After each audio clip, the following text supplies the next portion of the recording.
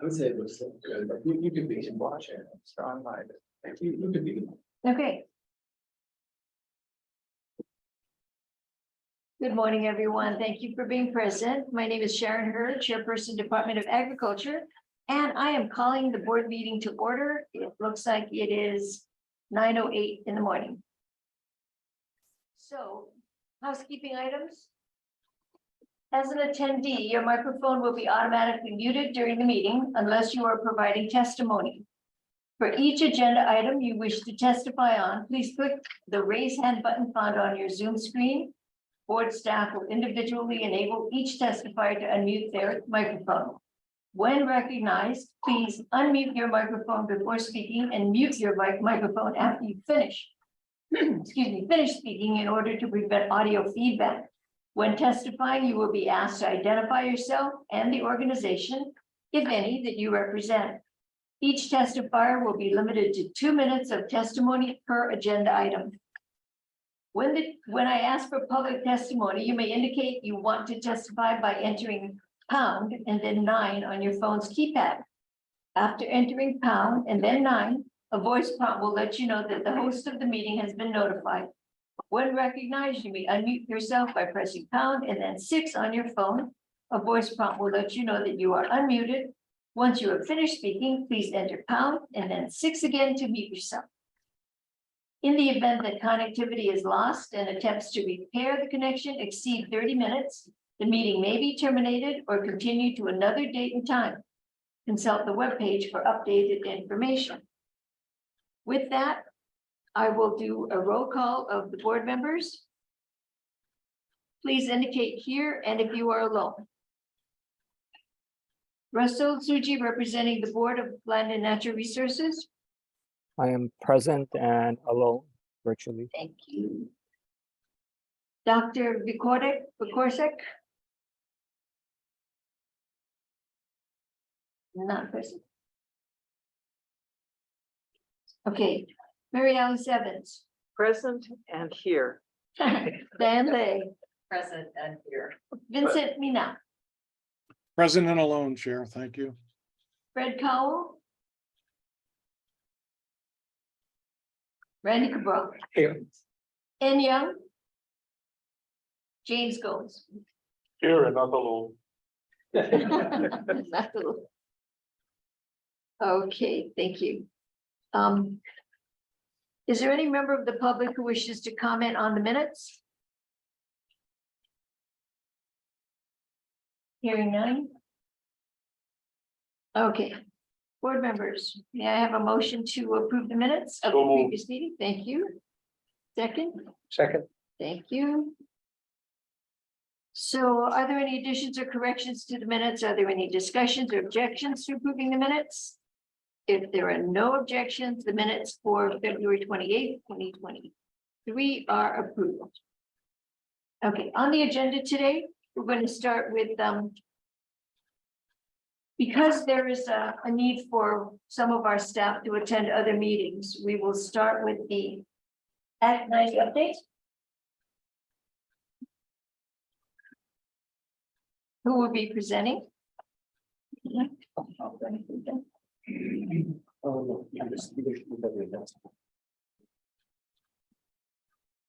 Good morning, Chair, members of the board. I am Randy Ayo, Property Manager with the Arm Division on the Big Island. Can everybody hear me okay? Yes. Hi, Brandy. Okay. Good morning. So we would like to present this non-action item, update on compliance with Act 90, 166E Hawaii revised statutes, session laws of Hawaii 2003, transfer of non-agricultural lands to State of Hawaii Department of Agriculture. In 2003, the legislature enacted Act 90, session laws of Hawaii 2003, which became 166E Hawaii revised statutes. The purpose of this statute is to ensure the long-term productive use of public land leased or available to be used by the Department of Land and Natural Resources for agricultural purposes by allowing these lands to be transferred to and managed by the Department of Agriculture. The transfer section of the statute reads as follows. Transfer and management of non-agricultural park lands and related facilities to the Department of Agriculture. A, upon mutual agreement and approval of the Board of Land and Natural Resources, number one, the department may accept the transfer of and manage certain qualifying non-agricultural parklands. And two, certain assets, including position counts related to the management of existing encumbered and unencumbered non-agricultural parklands and related facilities shall be transferred to the department. The department shall administer a program to manage the transfer of non-ag parklands under rules adopted by the board pursuant to chapter 91. The program and its rules shall be separate and distinct from the ag park program rules, program and its rules. Non-ag parklands are not the same as and shall not be selected or managed as are lands under ag park leases. Notwithstanding any other law to the contrary, the program shall include the following conditions pertaining to the encumbered non-ag park lands. Number one, the lessee or permittee shall perform in full compliance with the existing lease or permit. Number two, the lessee or permittee shall not be in arrears in the payment of taxes, rents, or other obligations owed to the state or any county. Number three, the lessee's or permittee's agricultural operation shall be economically viable as specified by the board.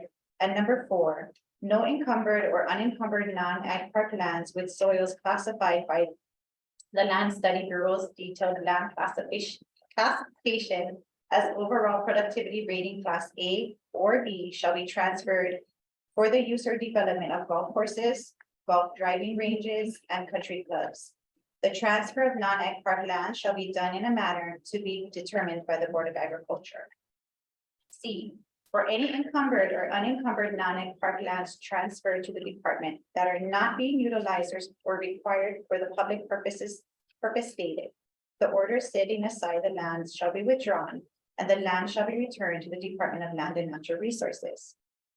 Section 166E3 does not mandate that parcels be transferred. Rather, it allows a transfer of parcels with the mutual approval of both the BOA and DLNR.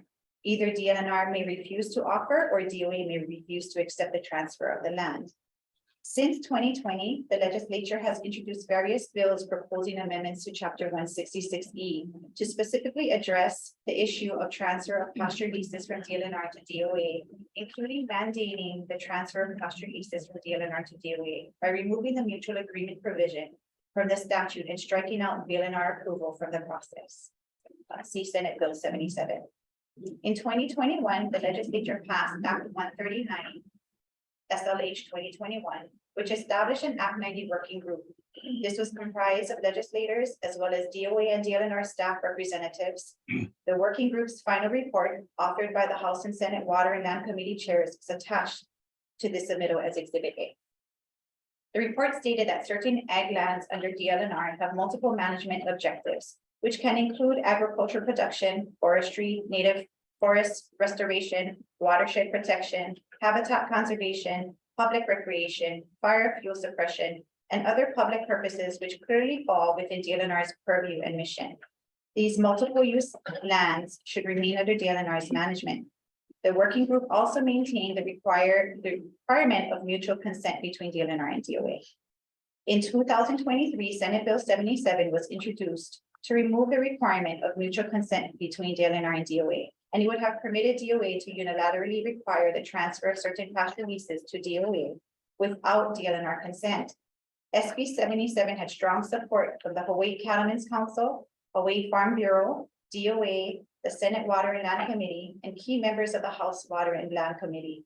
In response to the strong legislative momentum and growing public sentiment in support of the longtime ranchers, DOA and DLNR directors agreed to revisit the transfer of some of the large pasture leases from DLNR to DOA, including Kapapala Ranch and KK Ranch on the Hawaii Island. As a result of DLNR's reconsideration to transfer these pasture leases, SB 77 did not pass. Since the enactment of Chapter 166E, DLNR has transferred to DOA croplands and some pasture lands that primarily have ag value. 166E3 sets forth the process to transfer DLNR ag leases to DOA. The process includes, number one, DLNR identifying available parcels either under lease or revocable permit to DOA. Number two, DOA conducts due diligence and to determine whether the lands meet the requirements of 166E3.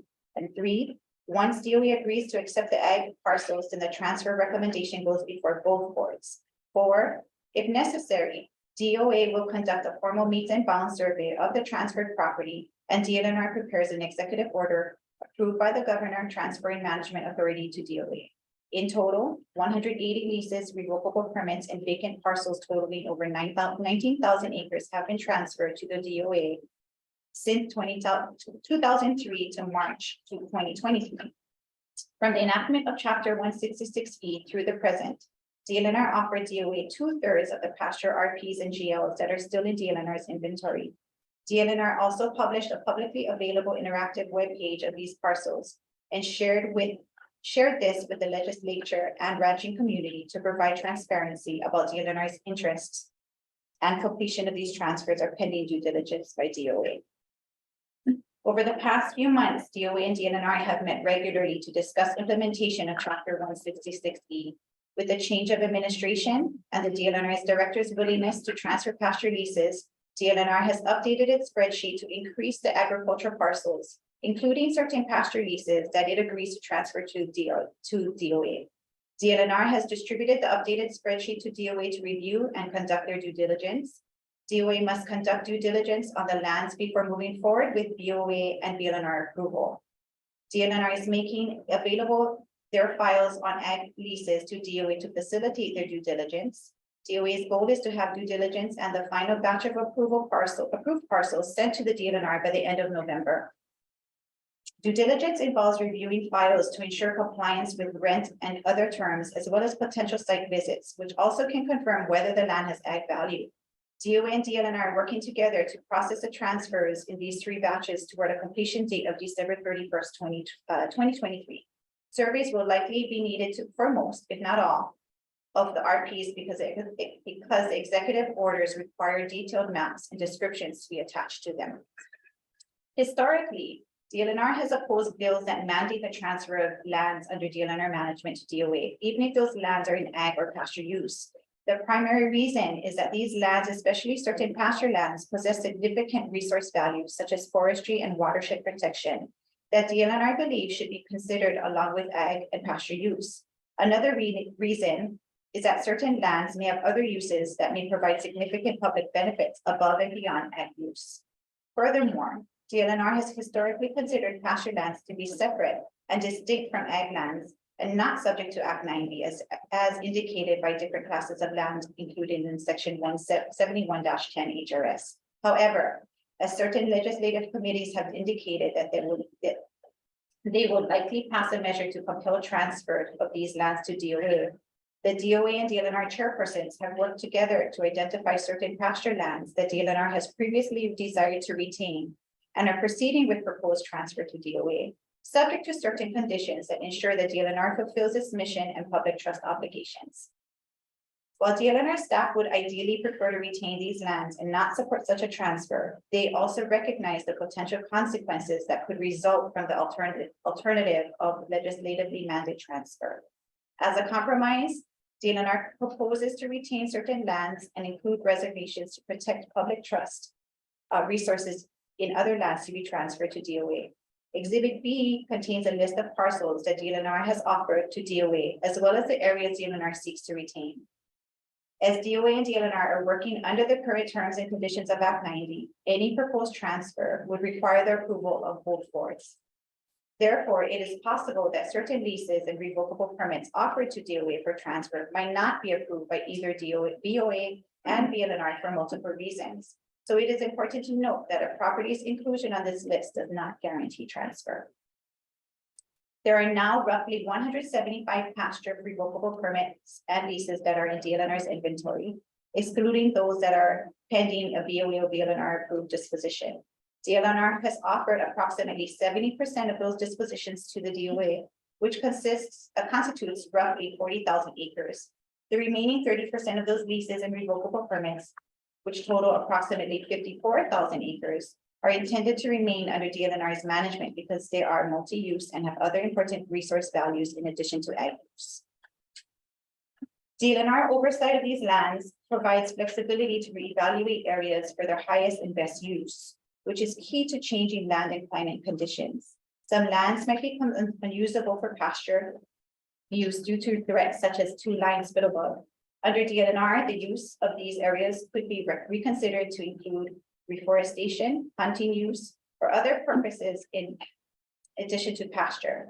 As stated in the statute and without any objection by the DOA, DLNR is seeking reversion clauses in the executive orders to require that if land is no longer being used for pasture purposes, the land shall be returned to DLNR. DLNR in turn will continue to reevaluate its lands if they are more appropriate to be managed by DOA as conditions change.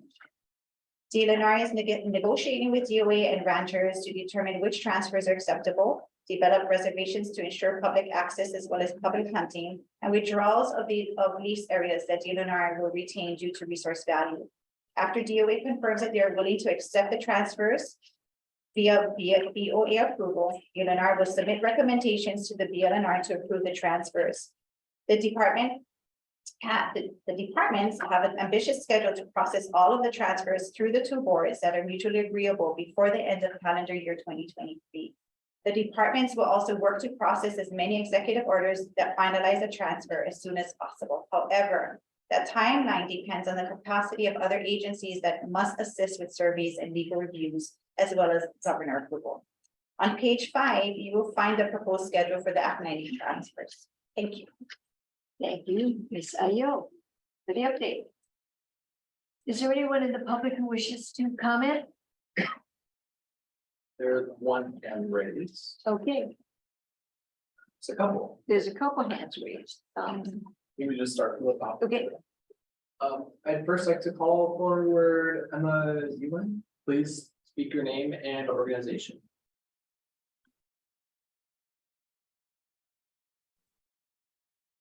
Hi, this is Emma Yu, and I'm with the Department of Land and Natural Resources, Division of Forestry and Wildlife, and I just wanted to be here in case there's any questions.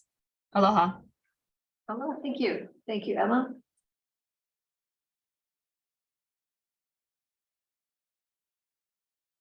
Next, I'll call up Lonnie. Please state your name and organization.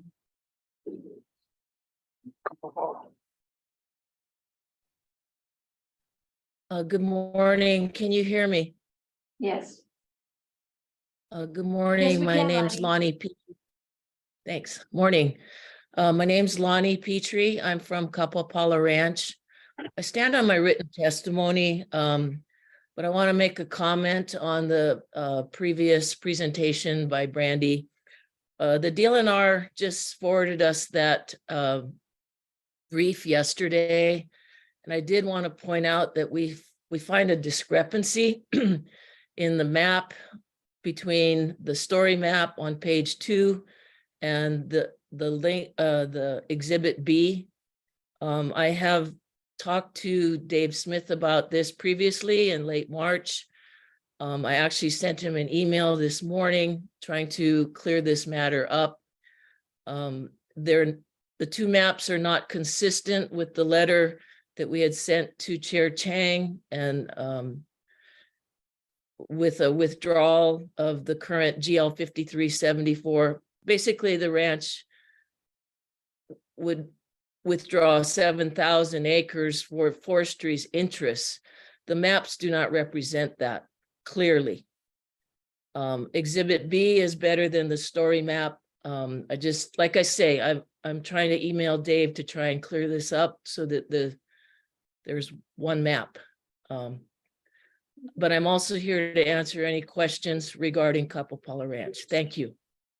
okay, thank you, Lonnie Petrie. It's so noted. Public, Next, I'll call up Nicole Galais. Please state your name and organization.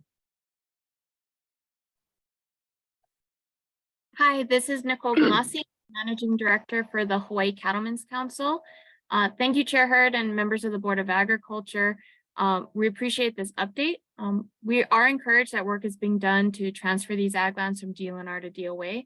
And I just want to say we appreciate Chair Hurd visiting these ranches to understand the issues. and see that these leaseholders are indeed in active agriculture and responsible land stewards. And seeing as how mutual approval is needed, we hope that we do have the support of the Board of Agriculture to agree to accept these transfers.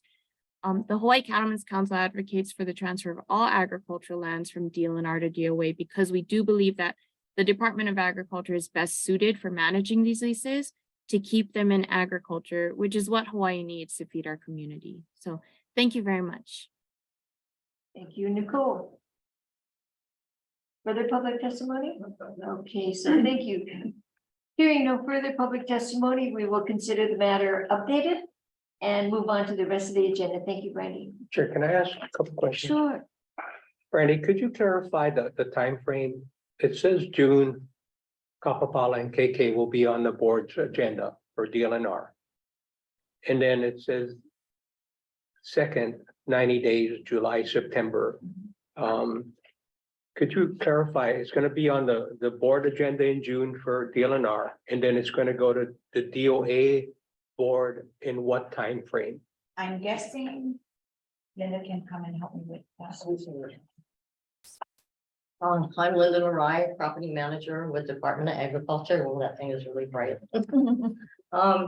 So the time frame that we're looking at now is, Brent for Kapapala and KK Ranch. Brandy's already done the site visit and the file review. So actually, our board will approve the transfers first, and then it will go to the DLNR board for approval as well. And since she's already done this, the file review and the site visit, we plan to present the transfer for the next meeting, which should be the May board. May meeting, Yeah, so we're gonna schedule there. okay, then a couple other questions.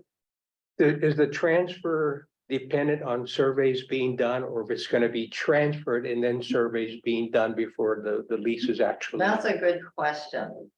If you're talking about transfer, meaning the executive order, I'm gonna have to defer to Ryan E on that. It's my understanding that the revocable permits generally do not come with surveys. And so I'm not sure about that. It's my understanding DLNR will not approve without leaps and bounds.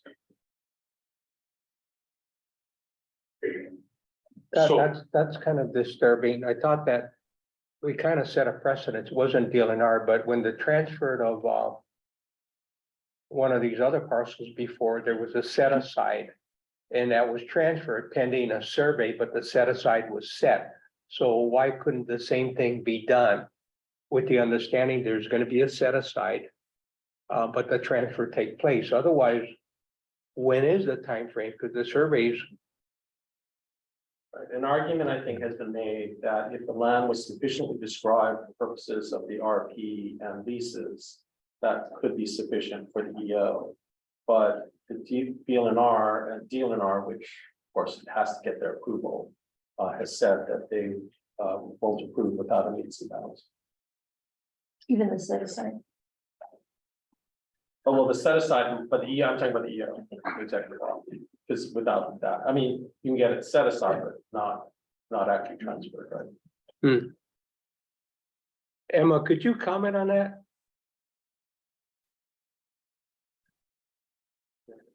I think if I may also, I can help explain too, that you can get a board approval, but it'll be subject to the survey being performed.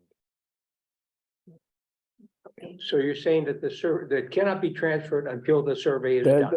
When you say transfer, you mean execution of the governor actually Right, signing off and on the transfer executive these order. parcels to Yeah, DOA? they were gonna be waiting for the meets and bounds, for the accuracy of the meets and bounds. The board approval can occur earlier, subject to the actual meets and bounds. Okay, and who's going to be responsible for the survey, DOA or DLNR? As noted, I think in the staff report, I think it's a DOA general. DOA. Emma's got her hand up. Yeah. Yeah, I'm just here if there's any further questions. Are you good, Randy? Yeah, that's fine. Thank All you. right. I have some questions. Oh, go ahead. All right. So Russell, back in the day when I was on the board, a lot of these RPs go back 10, 20 years. And every year it comes before us at the board level on DLNR.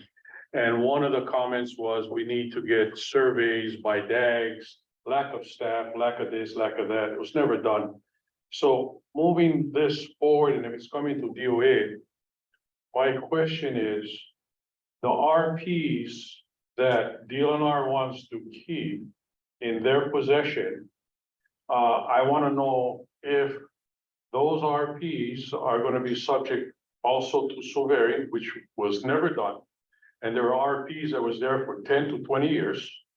And I want to know that on the case in this level, what is the reason why DLNR is keeping it as an RP? I understand you're saying for recreational reasons, up and beyond, or conservation. I hear that. But I also know that the steward that's on that land that is an RP is a hell of a steward. And we just, staff or state doesn't have the money to really take it under their wing and says, you know, we're going to keep it. We're going to keep it indefinitely. You're going to keep it how long? You know, I practice or said to the choir, why don't we give this RP a long term? You know, why? One of the reasons, Deleco, 1963, Deleco, Robbie Hine. Well, number one, as far as the resource value, I'll let Emma speak on that. But as far as the RP, if they're going to be retained by the department as an RP and for short-term use, there would really be no reason to do a survey. You typically do one if you're contemplating a longer-term disposition. And as you well know, Jimmy, over the years, Department of Land and Natural Resources the legislature has not granted the DLNR the authority to do direct leasing like DOA. And so the option is the auction. And so the auction, the third party auction would, the participant would have to cover, you know, there would be a need for covering, if the department was to initiate the survey itself, it'll have to recover those costs at the auction, you know, the cost of the survey, etc. Many of these RP holders, Jimmy, as you well know, oftentimes are presented with that option and oftentimes elect to take the RP because it allows for direct negotiation, at least for the temporary interim. Yeah. But it's temporary for quite some time. Yes. I mean, I'm just talking now, we have 54,000 acres that will be retained by DLNR. So how many of that 54,000 acres are RPs? You know, and what is the duration of it staying in an RP rather than transferring to DOA? That's a question I have. Well, I think Emma, you can explain the list that you've attached. Yeah, what they described. You know, I did. Emma, it doesn't give me the RP as far as it's an RP from what I'm looking at. You know, I vaguely know some of them that's there. You know, you got it highlighted, but I don't have the RP dates. Yeah. Or when the lease was done, where the RP was initiated. Yeah, we did send a correction. It's actually going to be a little less than the 54,000 acres because we identified additional parcels that were okay transferring over. So that's going to be in the Board of Land and Natural Resources meeting update, the revised number. I'll get that to you. But I think I'm going to have to take a second to calculate how many of these are RPs. I don't think it's actually a large amount by acreage, but there might be a few number of RPs out there. And I did want to just highlight Russell's response and, you know, the efforts that the Department of Land and Natural Resources has made to accommodate ranchers to get these longer term leases, and are not success. You know, we haven't been successful at the legislature with those efforts. So I don't think it's for a lack of trying, but I'll try to see how many are RPs. I do want to say this right now. Emma and Russell, I mean, looking at this now, finally, we're having some traction of Act 90, which is 20 years. And we're having some traction that it seems that we're moving forward, and especially with this new administration, my hat is off to that. But what I got a bone to pick is that we have a lot of policymakers today. They talk the talk, but the sure the hells don't know what the hell a walk is. And so it's an educational process, but you get tired of this BS that you're trying to educate them. They all want to know farm to table, do this, do that, but they ain't doing squat for ag or for our ranchers. That's just my 2 cents. Thank you, Jimmy. Any other comment? I had one more question. Russell, is drone surveys acceptable? I don't know. I'm not actually, the survey would have to be, is going to be reviewed by the state surveyor's office. I don't know how they're, what they're. I mean, obviously, it's gotten really sophisticated, very accurate, and it'll be a whole lot cheaper than a ground survey. So, in order to move this stuff along and not have it drag on again, we got to figure out some way of getting this stuff done and the transfers. Yeah. That was done to the board before, we just in a drone. I will comment that we're making every effort to, with the ag resource management people, Brian Carr, administrator, making every effort to secure the surveyors now.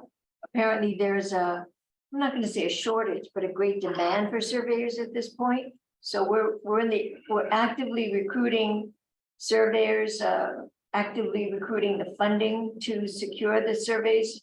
We have every intention of moving this forward. With this, if a survey is needed, we're ready. We're gonna be prepared to take care of that. We're trying to minimize the delays, and we understand that there will be, whether or not the surveyor will accept, or the state surveyor will accept a drone. That's a question we need to talk about, but we're not gonna let that stop us. We're not gonna let that delay the process. I mean, we're full steam ahead. The $5 million that you guys are getting for Act 90, is that for surveys also? Yes, for everything that we need to implement Act 90, and the 5 million is, it's an ask. And so we'll see what happens today and through the ledge. It's an ask. Cross your fingers, folks. And that's the issue that we do have. What do we do as a private sector of our ranchers and farmers and public to divvy up money, more monies for DLNR, more monies for DOA? We certainly need that kind of money. If everybody talks about keeping open space open, sustainability for food, however it be crops or cattle, beef, or whatever it might be, you gotta throw money at it. But we never get money in this type, but they all talk ag. Well, on that topic, thank you to the public. There has been an extreme, I'm going to say a very strong testimony submitted to support the department with our efforts, whether or not that, the current budget talks that are going through right now, whether or not that comes through, we'll have to see. But yes, I agree. There's been strong support for funding. The federal government has also shown some strong support for funding. Giving it a try, Jimmy. Yeah. Thank you for that, though. We've made progress. Hats off to the 2 chairs for moving this along. And certainly credit goes to the governor. He's kind of living up to his promise that he made to farmers and ranchers, and certainly Chad Buck had a role in this too, so we appreciate that. Thank you. And just for the comment is thank you to DLNR for opening up their records to Brandy. She's been in their offices looking through their files, which has really sped up the whole process. It's not easy. I know it's not easy.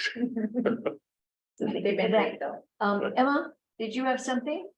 Yeah, I just wanted to answer Jimmy's question about the number of RPs. This is just kind of back of the envelope, but basically there's about 50 individual either general leases or RPs that DLNR is seeking to retain.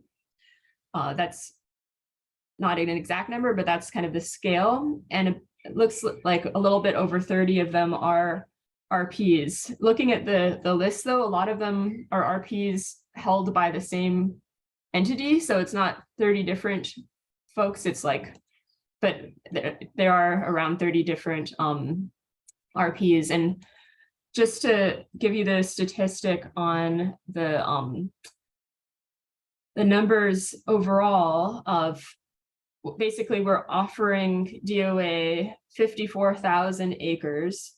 And that's about 70% of those dispositions.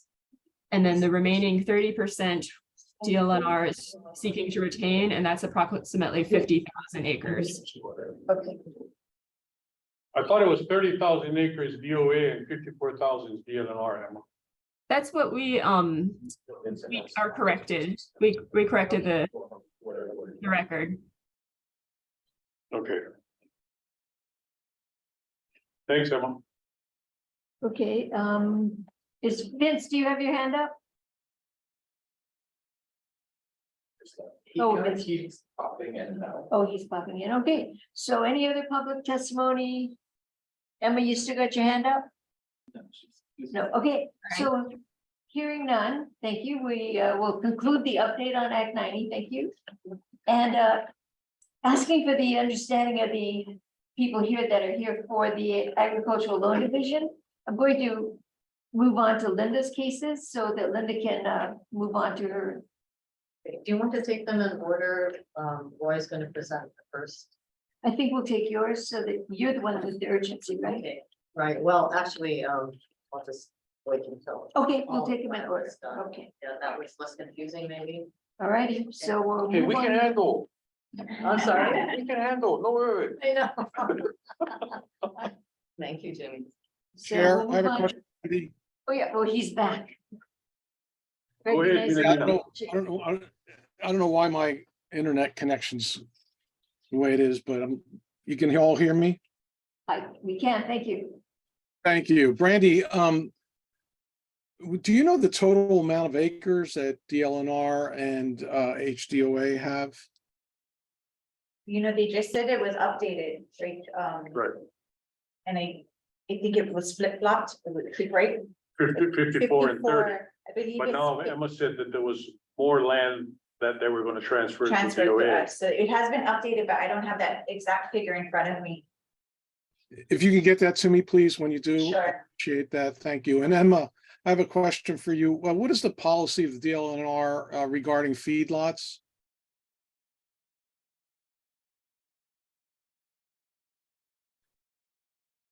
Maybe I can answer that. Maybe I can help answer that for Emma. Yeah, thanks, Russell. There's no real policy per se.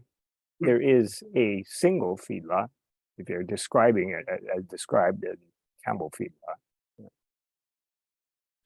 I But I mean, mean, we have parcels that are for various ag uses, but as far as he's talking about specifically for feedlot, you know, it's Right. I mean, it's really not. There's really no policy, and there's really not much that are classified that way. I think the one in Campbell is actually more. That's the historical name kind of thing, right? That's okay. whether that actually goes on the ground. is another issue.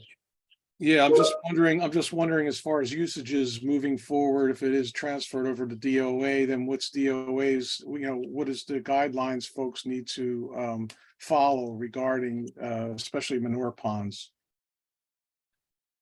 Manure ponds, yeah. Manure ponds, yeah, within feedlots.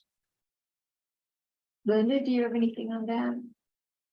Sorry. Manure ponds on feedlots? No. Would that be acceptable? Would that be something that has to be removed before we'll take the lands? I'm sorry, I don't know. the We answer don't to know. that. We'll have to get back. Mhm. Yeah, that might Great, be a thank you very much. Department of Health issue too, as well. Yeah. Exactly. That's Thank where it falls under, the Department of HDOH. It would be under.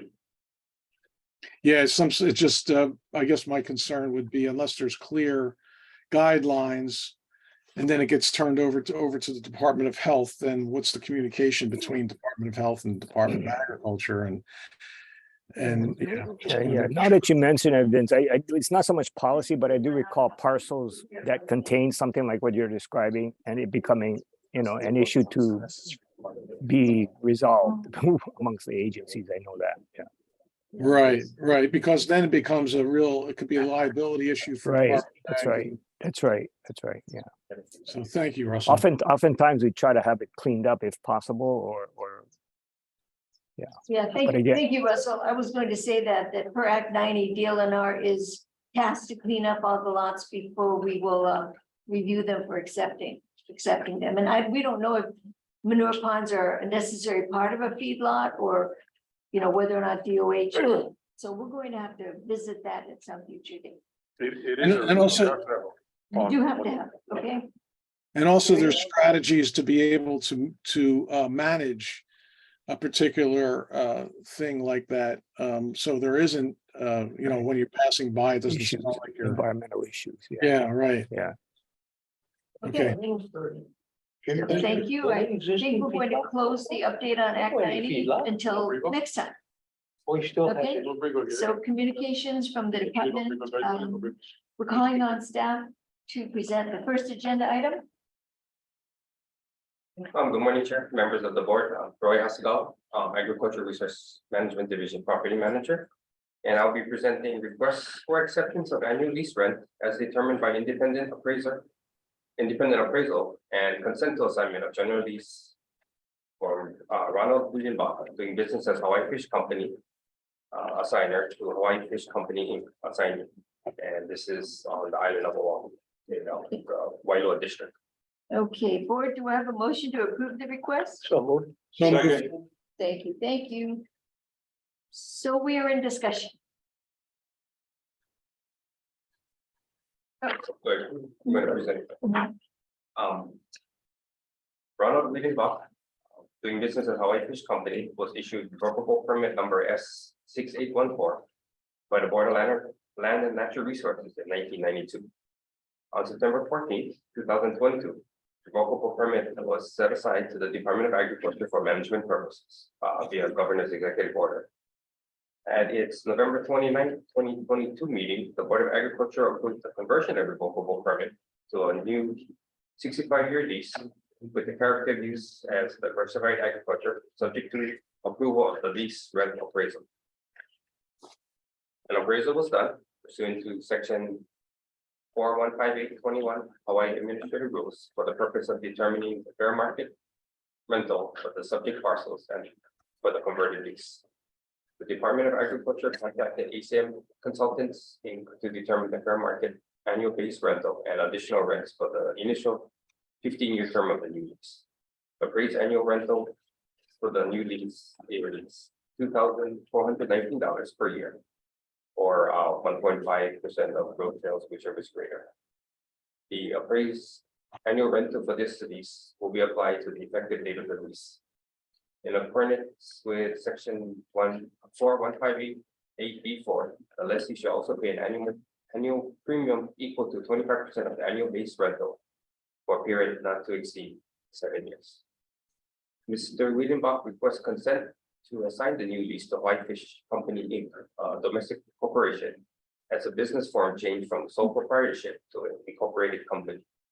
The provisions of section 166E8B5 Hawaii Revised Statutes and section 4158(19)(a)(3) Hawaii Administrative Rules require board approval for assignments or other transfers of interest.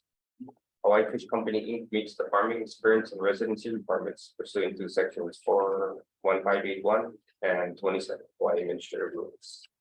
There is no consideration for the assignment of the new lease. Staff recommends the Board of Agriculture accept a fair market rental of $2,419 per year for the new lease and consent to assign the new lease to Hawaii Fish Company Inc. Thank you. Any discussion from the public? I see no raised hands. Okay, board, I have, go ahead, Jimmy. the RP that DLNR had, maybe Russell can answer. What was the amount? You know what the RP and when it was DLNR, what they were paying? Month to month, but Month to month, you know what it was? $996 per year, How much? 996 996? per year, annually. 996. And now there are $2,419. It's higher now For a long-term lease. for a yeah. long-term lease. Yeah. Correct, which Not comes out. not only that, but it's a bigger parcel. Yeah, Yeah. $201 a Larger month. area. Okay. Again, this is a prime example of why you should be under DOA and not DLNR. And also, you know, we're helping out an ag person, you know, I totally feel that that is a right fit for this. This has been an RP, I guess, for over 30 years. You know, and now it's on BOA, which is fine. I'm not complaining, but I'm happy that we're moving in that direction. Thank you. Thank you. Board members, any questions or comments? One question, or Oh, I could ask- Vincent has. oh, sorry. Go ahead. Go ahead, Vincent. No, Randy was first. That's okay, Randy.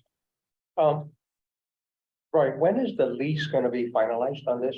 Now, if this gets approved? Soon, then this month, we'll go ahead and draft it have it reviewed by the attorney generals and then reviewed by the lessee. Okay, thank you. Vincent, Midna? Yeah, it's my understanding. Thank you, Chair. It's my understanding that Ron's operation is in a quarry, an old quarry. Is that correct? Yes. And so the additions of land, I mean, what's being added? Is it just, I don't understand. It's pretty self-contained in that quarry. What's being added? To raise that's raising the rent. As far as his ability to perform, produce.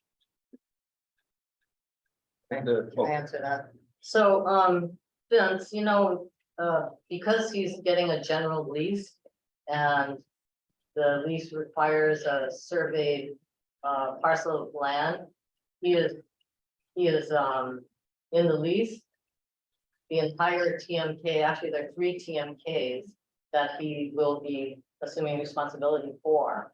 So I guess under the RP, and you know, I don't know for sure, but he was given a portion of some of those lands by DLNR. The RP came from DLNR. So I'm assuming that he was given a permit for just a portion. But now that we're moving to a general lease and, you know, surveys are required and we're requiring him to take entire parcels. So that's where the difference is.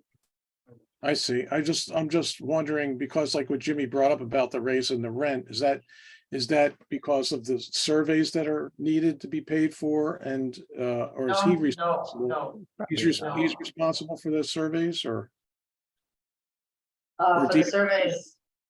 No, the surveys already are already in place, actually. They were in place under DLNR. okay, so Otherwise, we couldn't offer him a long-term lease. right, so the long-term lease then doesn't really add any land that he could utilize in his production, right? It just makes it that he has a long-term lease. Well, he could probably utilize more of the land now that he will have the lease for it. If he wanted to put more fish tanks, you know what I mean, and expand his operation. Because he does have the natural pond that's there. Right, the natural But he pond. also has tanks. Oh, I see. So there is land available. It's that a he can- combination of Okay, aquaculture types. okay. I thought it was just a pond area. No. Agricultural He area. has a. Mhm. Right. Okay, thank you, Linda. Appreciate that. Thank you for the question. Any further? Oh, hi, Dan. Go ahead. Thank you, Chair. I have one question, I guess, for staff, and has Ron Weidenbach been appraised of the proposed rent? Yes, he has. Yes, he has. And then the second question, I guess, is more procedural, because the packet indicates the proposed rent at a flat rate or 1.5% gross, but it doesn't mention that in the recommendation, which. So, Oh, okay, so when we you know, whether we read the recommendation, we include that. Yes, so I think if we move on and the second would agree that the motion incorporates the prior recommendation from DOA staff for the both dollar amount or the percentage of gross sales, whichever. Agreed. Agree. Okay. Sure. I believe it is. thank you. Thank you, Diane. No further questions or comments. We'll move to the vote. Okay. So calling for the voice vote, Russell, Suji, Aye. okay, Mary Alice, Aye. Diane Lay, Aye. Vincent Mina, Aye. Randy Cabral, Aye. James Gomes, Aye. chair votes aye, unanimous. Thank you, Roy. Go on to the second item. Right, okay, item 2 was, are you presenting, Linda? Actually, Chair, Oh, I know that, you had- okay, so, thank you. I'm reminded that, HDO staff recently received some information, additional information to consider. And what we'd like to do is to defer this. Is there any public testimony on this measure? This is Bobby guys one. Right, Yeah. I'm sorry. And you want to defer this? Okay, Right, so just to be clear, the proposal was whether or not to consent to amend the general lease. And we understand you've asked that this matter not be heard today, yes, Mr. Farias is here. Mr. Chris, and therefore the chair has just announced that it is her intention to then defer this to another day. Would you like to testify on this matter now? We offer a little explanation if you'd like to hear it. It's your choice. I would. okay, go ahead. Thank you. Identify yourself, please. Good morning, Chair and Board. Thank you for having us. Bobby Farias, owner of Hawaii Land and Livestock, and I'm here with Aaron Ennington, president of Hawaii Sustainable Beef, partnering company that Hawaii Meats, which operates the only USA inspected beef harvest facility here in Oahu. I'm also a part owner of Hawaii Meats. We were prepared originally to request an extension on the time requirements of the lease. Property into egg use over the previous 3 years. However, instead, I'd like to request that the item B2 be removed from today's agenda and postponed to a later meeting. Testimony accompanying materials submitted by Dilnar, while not entirely relevant to the issue before you, needs to be addressed. While there are factual and corrections that need to be made, we believe that this board should be fully briefed in the history and the actions taken by both DLNR and BOA in this regard. Therefore, we'd like to ask this to be deferred. So I can ask a question. Just to be clear, if we begin discussion and decision making, then the matter is not deferred. It would have to be, voted on it. So. So it's better that I won't say anything and we defer. If it could be restricted just to why. I'll call you. Okay. And then we'll have the whole briefing at the next time it comes out. Okay, assuming no objections, we can defer. Thank you, Chair. Thanks very much. Thank you for coming. How long is the deferment? Till the next meeting, hopefully. Well, there will probably be some discussions with, yeah. I'm sorry, to be determined. To be To be determined. determined. Yes. You guys next year. Tomorrow. Thank you. Thank you.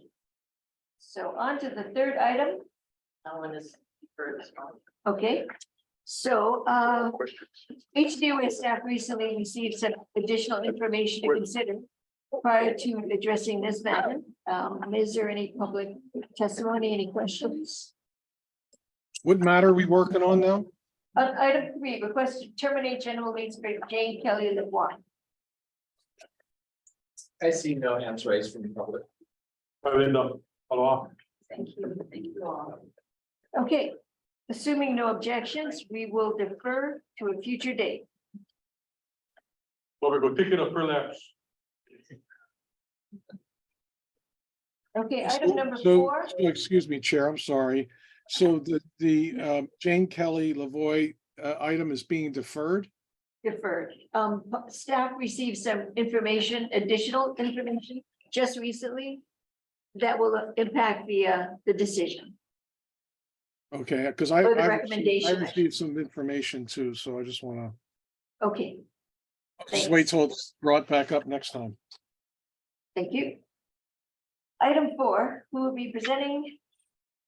And again, you guys are gonna get stuck with me for a little while, okay? Good, good. Identify yourself. This is Brandy Ayo, property manager with the Arm Division on the Big Island.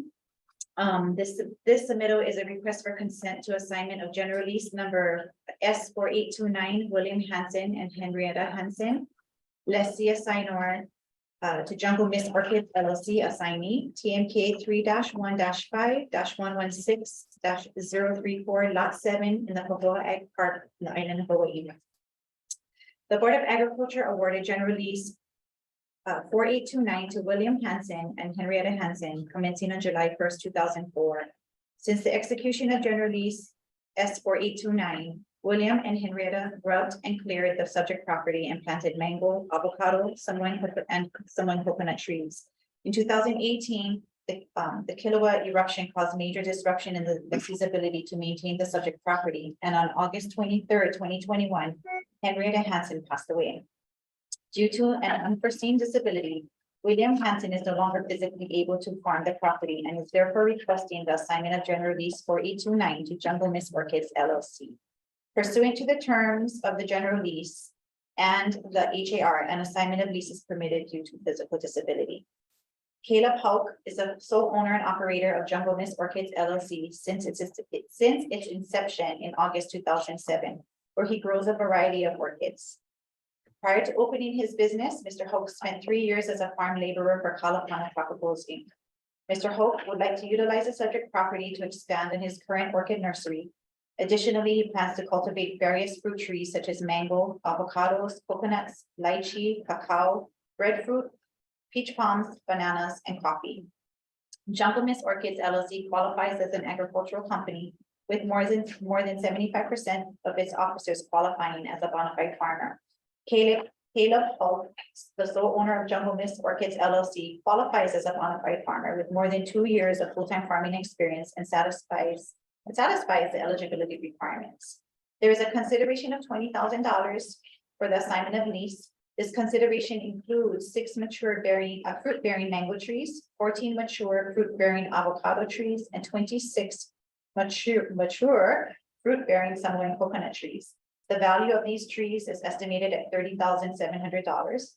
In accordance with the general lease, and any net proceeds are subject to the premium percentage charge benefiting the lessor.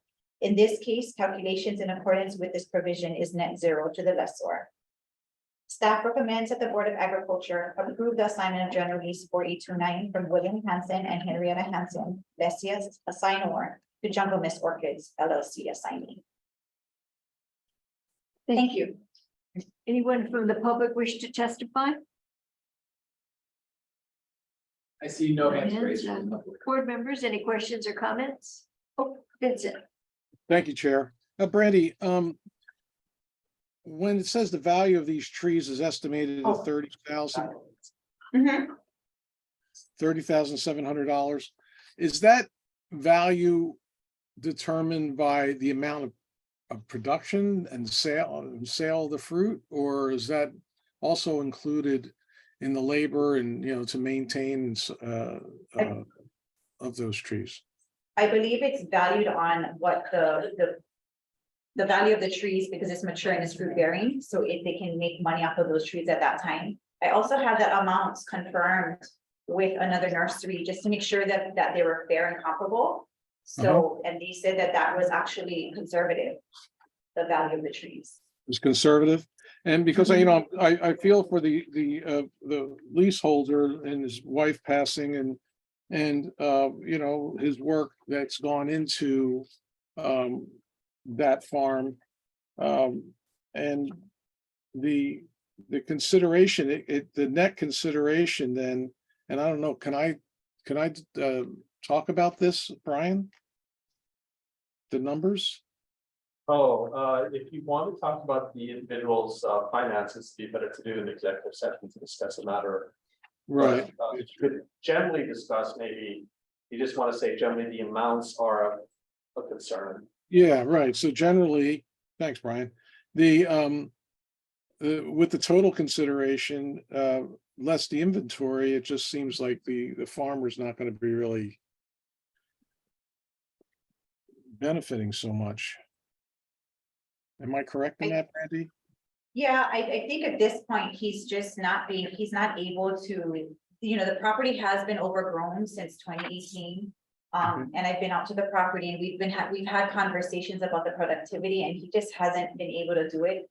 And he found someone to assign the lease to, and he felt that that was fair to Okay. sell it to him with those trees at that amount.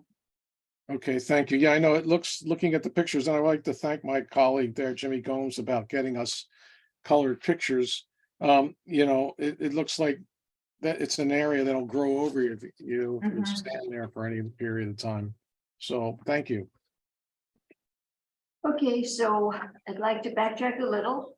I failed to get the board's permission to move on. So do I have a motion to approve the request? So moved. All right, thanks. Any other board questions on this matter? So let's move to the vote. So members, on this matter, do you vote? How do you vote? Russell? Aye. Thank you. Mary Alice? Aye. Diane Lay? Aye. Vincent Mina? Aye. Thank you. Randy? Aye. James? Aye, aye. Chair votes aye. Motion is approved. The request is approved. Thank you. We have the next item 5, Okay. and you'll be presenting. Yes, I do. This next submittal is a request for approval to sublease between Hamakua Agricultural Cooperative lessee sublessor and Rose Cypress sublessee. Journal lease number S5551 TMK 3-4-6 -003 -001 002 and 020 portion. Lot number 4, Honokaia on the island of Hawaii. Rose Cypress is requesting to sublease lot 4 under general lease 5551, consisting of approximately 10.577 acres. Ms. Cypress has previously been approved by the Board of Agriculture and is currently subleasing lots 11 and 26 under general lease 5551, where she grows a variety of organic fruits and vegetables. Ms. Cypress is requesting to sublease lot 4 to expand on her current operation. Lot 4 serves as a better growing space for long-term Malaysian dwarf coconut trees. She also plans to utilize a section of the property to raise lambs.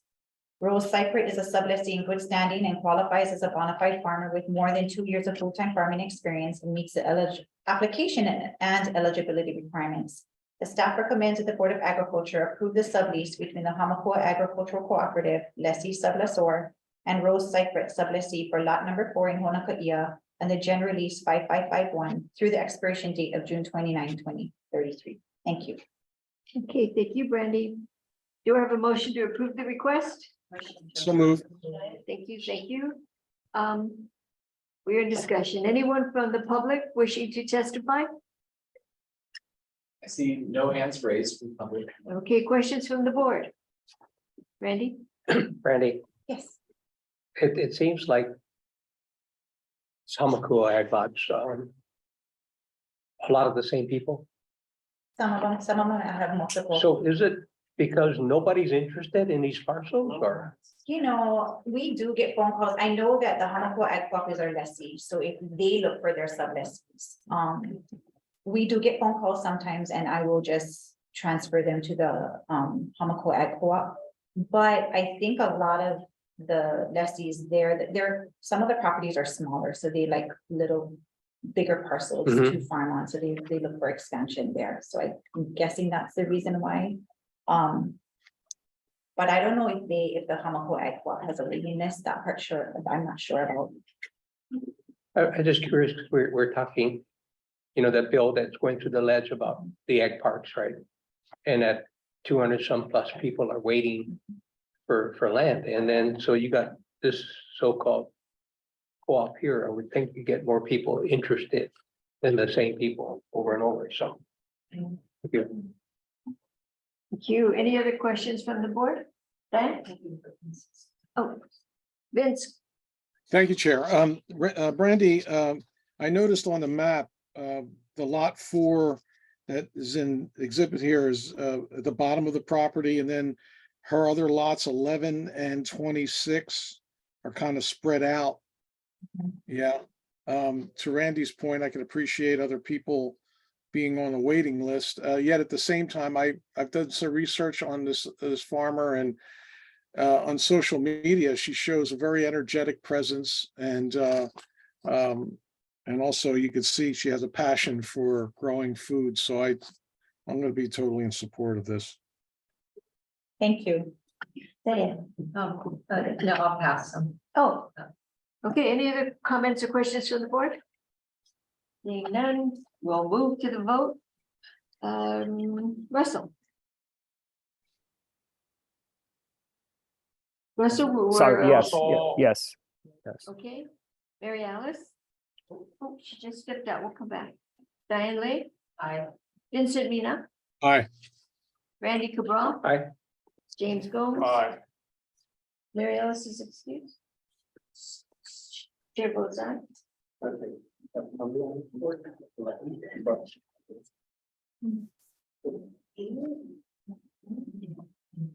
You have a quorum. With that, Mary Alice. I don't think we have. You go Vince, Russell. The chair, 1, 2, 3. Shays. Sorry, Mary Alice, we're voting on the item number 5. Aye. Aye, okay. The only one in favor. Chair, my apologies. That was a call from the Senate on one of my bills. Of course, that's. Is that the electric? Motion has passed, the request has been approved. We're moving to item 6, you'll be presenting, Brandy? Yeah. Okay, so this submittal is a request for acceptance of annual lease rent as determined by independent appraisal for general lease S4205 Kohala Plants Inc. Lessee TMK 3-2-4-049-031 Lot 31 Hanaeva Farm Lots on the island of Hawaii. On September 26, 1968, the Board of Land and Natural Resources awarded General Lease 4205 to Shinobu Oshima. At its meeting held on October 26, 1979, the BLNR approved the assignment of General Lease 4205 from Shinobu Oshima to Flowers Incorporated. In 2009, Governor's Executive Order number 4300 transferred General Lease number 4205 to the Department of Agriculture for management purposes. On January 25th, 2022, the Board of Agriculture consented to the assignment of General Lease 4205 from Flowers Incorporated to Kohala Plants Inc., who has continued to successfully produce anthuriums, coconuts, papaya, breadfruit, citrus fruits, and landscaping plants. On August 22nd, 2022, on behalf of the Board of Agriculture, the chairperson approved the extension of General Lease 4205 for an additional 10 years commencing from September 26, 2023 through September 25th, 2033, subject to the approval of the annual lease rent appraisal. An appraisal was done pursuant to the HAR by ACM Consultants Inc. for the purpose of determining the fair market rental for the subject parcel for the extension period. The appraised annual rental for the extension period is $14,700 per year, or 1.5% of gross sales, whichever is greater. Staff recommends that the Board of Agriculture accept the fair market rental of $14,700 per year for General Lease 4205 commencing from September 26, 2023 through September 25th, 2033. Thank you. Okay. Do I have a motion to approve the request? Any public testimony? Okay, motion. So move. Second, Diane, thank you. Any testimony from the public? I see no hands raised. Okay, board members, questions or comments? Chair, I have a question. That's Go ahead. 60 acres, right? Or 60,000 acres? 60 acres, did I put 60,000? Yeah, 60 acres. Okay, yeah, I was wondering, it looked like 60,000. I'm going, whoa, Yeah, no, 60. okay. Can I make thank a comment? Yes. Also for the recommendation, I did the same mistake. I did not put the 1.5%. So is there, yeah, sorry. So We'll add it. We have to amend.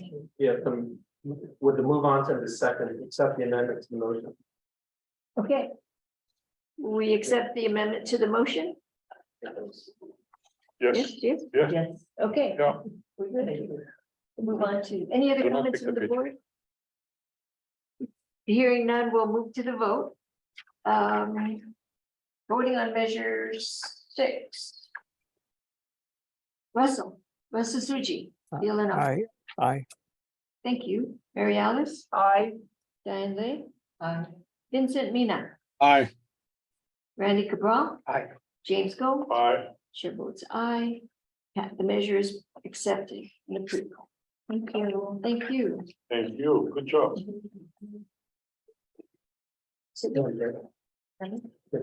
Go ahead. Oh, yeah, okay, before we move on to the first order of this agricultural loan, we will be taking a recess. 10:30.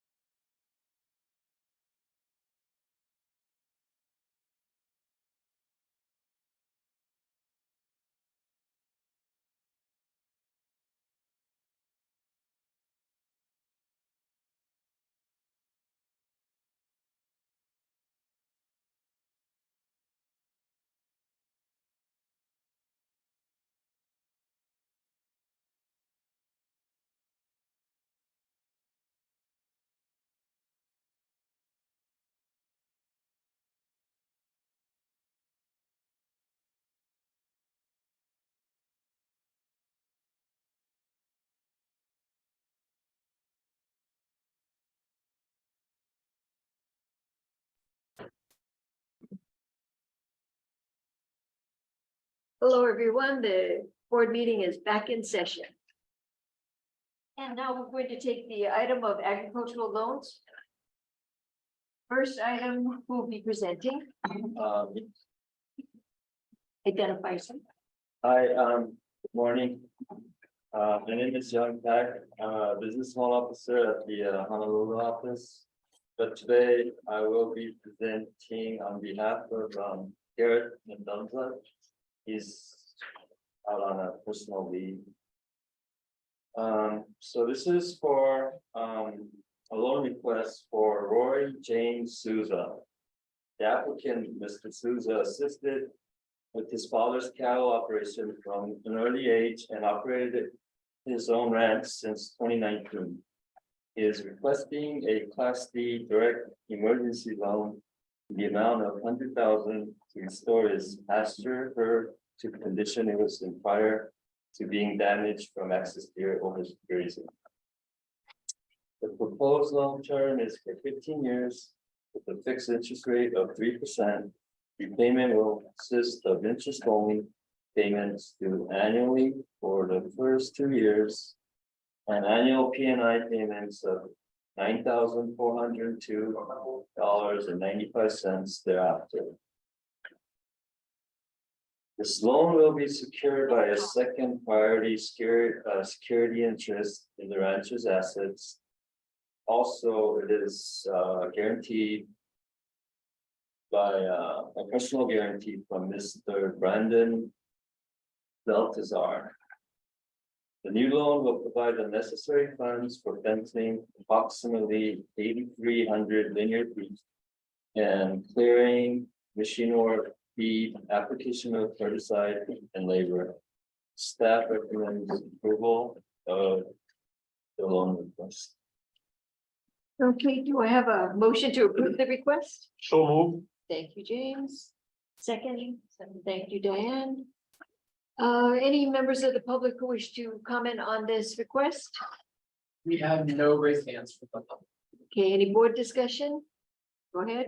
I have a question, on the terms. How is the terms, the 15-year term determined? I mean, some loans are 10, some are 13. How do you guys determine that? I don't remember, but I don't know what the terms for the emergency loan criteria was. Was it up to 15? I don't know. I don't. Nobody knows. know. Actually, I didn't write this loan. I'm presenting to this for. Can you get back to him? I think Yeah, I mean, it's kind of important because 10 years, 15 years, 13 years all makes a difference to the rancher that's got to pay it back. So, Right. what is the maximum then you can? It is defined in our statute. It is defined. Yes. So, I'm assuming 15 is within the range. Can you find out and get back to us? Yes, sure. Okay, thank you. Any other questions from the board? Yeah, Chair. I have a question, but just to follow on that, typically does loan staff negotiate with the Yes. applicant to, as the, In my experience, yes. And for then- how many years? Well, it just depends, right? Looking at the cash flow, how, right, how long is it gonna take you to? Okay, so it's a discussion. in a Yes, sense, oh, yeah, no, to that's come an to a important exemption. discussion. Okay. And the other question I had, and this came to several of these loans, so with respect to the turn downs. It indicates that,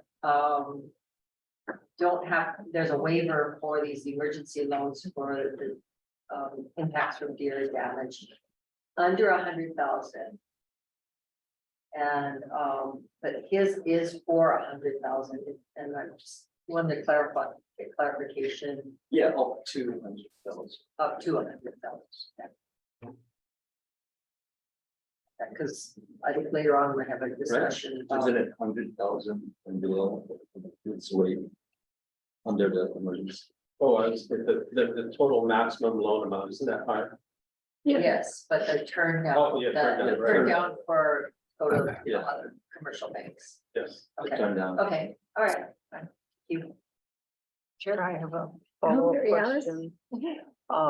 Did the loan applicant, to your knowledge, agree to the 15-year term? Yes. Thank you. Thank you. Any other further comments from the board? Oh, Vincent. Thank you, Chair.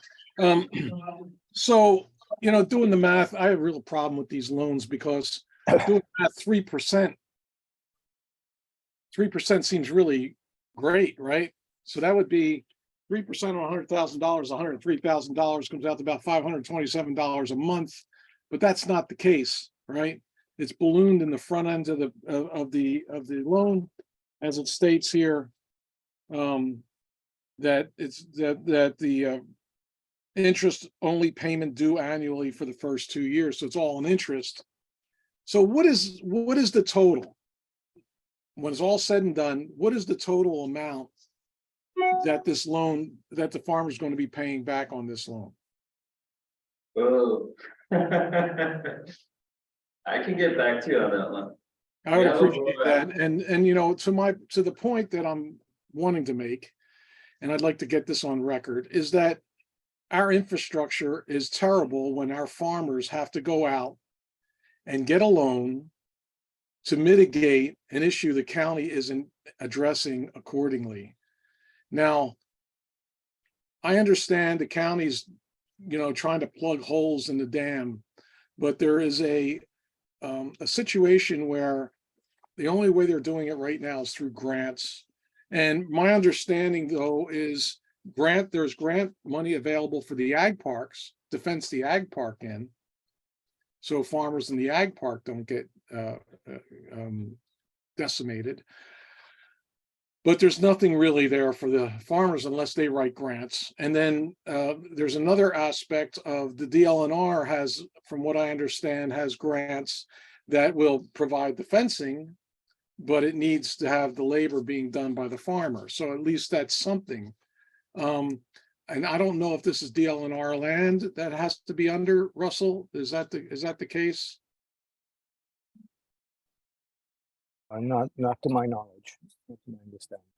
And so And I think the fencing that the department does oftentimes is really ungulate control, to protect them from going into like the forest reserves and stuff. I don't Okay. recall us actually expending public funds for enclosing a leased area or anything. Right, it's more for keeping the ungulates in as opposed to keeping them out. That's where federal grants are, unfortunately, how they deal with this.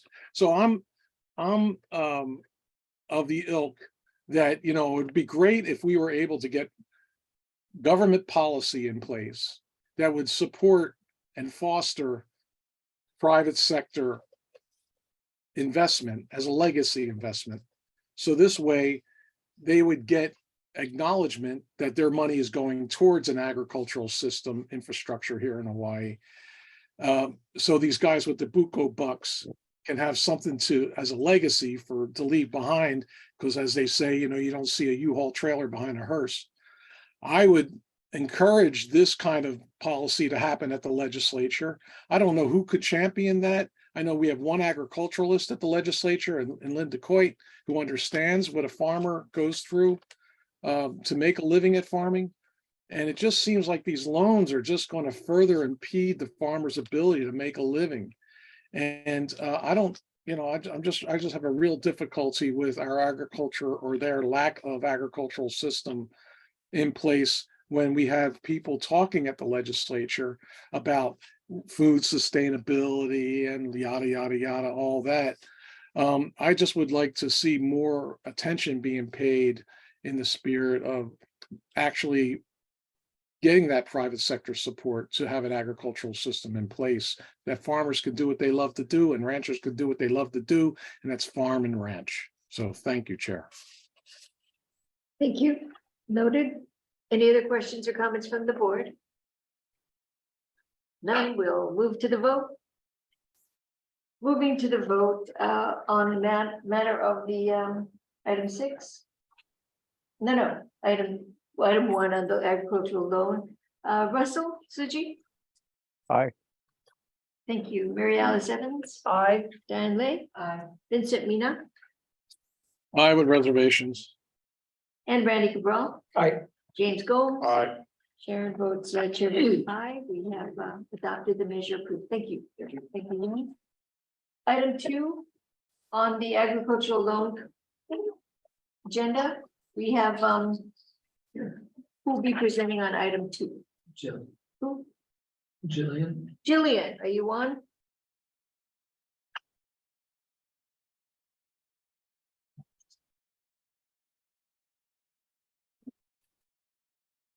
Jillian Scheibe. The floor is yours. Go ahead. Can't hear you. Gotcha. All right. Good morning, y'all. Chairperson and members of the board. I'm Jillian Scheibe with the Kona Ag Loan Office, and I'll be presenting a loan request for the Ink Farm ran by Catherine Kai and Lloyd and Niue. The applicants are lifelong Hawaii residents who have been involved in farming over their lifetime, starting Ink Farm in 2019 with a goal to raise native and fruit-bearing plants. The farm is 35 acres on the north shore of Molokai. They are requesting a Class D emergency loan for $90,420. The proposed term of this loan is 10 years. The interest rate will be fixed 3% with 6 months no payments, followed by 6 months interest only of $452.10, and then principal and interest payments of $956.37 until maturity. The loan will be secured by a first position financing statement on all crops, inventory, and accounts receivable, and a first position lien on farm equipment with specific interest in multiple tractors and implements. awarded, the funds will be used to fence their farm to keep the deer out, allowing the orchard to revitalize and return their nursery plants to production. Proposed funds cover the costs for fencing material, labor, and hauling. The estimation includes 9,200 feet of fencing, 10-foot gates and posts. Staff recommends approval of this loan request. Thank you. Board, do we have a motion to approve the request? So moved. Thank you. Any discussion from the public? Any public testimony? There are no hands raised from the. Okay, thank you, Stephen. Board members, comments, questions? Randy? Jillian, I just want to be sure. On the agenda, it shows as emergency loan, but on the write-up, it shows a Class D operating loan. So it is an emergency loan. Is that correct? Yes. Yeah, Okay, so thank you. we have D and then emergency, because I'm using it as operational funds versus mortgage. Okay. funds. All right, thank you. Thank you, Randy. Any other comment from the board? Questions? Vincent? Vincent? You're muted, Vincent. Jimmy, is the 10-foot fence adequate? Yes, it is. Thank you. Thank you. Further questions from the board? Hearing none, we will move to the vote. So on the matter of item 2, agricultural loan division, Russell Suji, how do you vote? Aye. Thank you. Mary Alice Evans? Aye. Diane Lane? Aye. Vincent Mina? Aye. Randy Cabral? Aye. James Gomes? Aye. Chair votes aye. The item is adopted and approved. Okay, Thank you. item 3. Thank you, Jillian. So who will be presenting for item 3? Good morning, members of the board, Chair Sharon.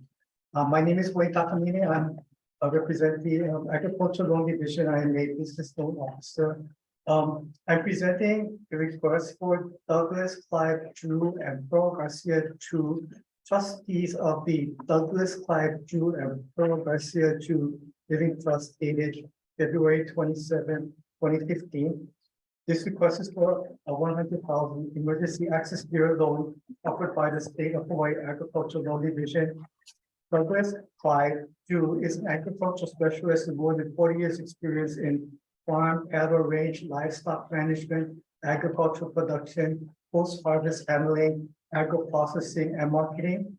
Clyde graduated in 1970 from the College of Tropical Agriculture at the University of Hawaii and Manoa in agriculture and resource economics, and in 1973 completed his PhD coursework and dissertation. Clive currently serves as an elected board member of the Maui Coffee Association. His international agricultural experience in Africa as a plantation manager growing coffee, tropical fruits, livestock, and value chains are shared with local coffee farmers engaged in the UH cooperative extension programs. In 2008, Clive and Pearl owned a 2-acre farm on Kaulika Avenue in Kula that included several mature fruit trees with avocados, mangoes, bananas, papaya, and lychee. In 2021, the couple moved their new residence and farm consisting of 13.987 acres of farmland situated on Omao-Pio Road in Kula. I began raising low maintenance grazing goats until the explosion of access deer erected existing fences and allowed the goats to escape onto the roads and neighboring farms, creating a liability hazard. So the venture was abandoned. The current plan, once the deer fence is installed, is to undertake perennial cropping of coffee, intercrop with several banana adjacent areas devoted to a cornucopia of tropical fruits and nuts. The farm has propagated 1,100 coffee seedlings, and another 1,100 coffee seedlings are booked from neighboring Howard's nursery. This request will allow the borrower emergency access to funding to purchase fencing materials and labor to build a fence around the 13.987 acre farmland on Omao-Pio Road in Kula, Maui. So the breakdown is, the farm is gonna invest $33,000 down payment to Miranda fencing. Then the farm, labor equipment, what that cost is what portion of the deal. And then the first installment payment from our 100,000 will go to Miranda fencing with a 33,500 disbursement. And then the second disbursement of 66,500 should pay off the remaining balance.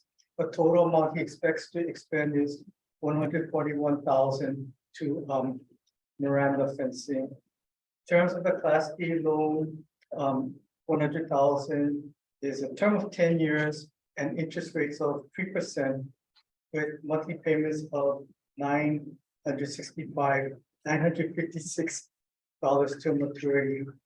The security is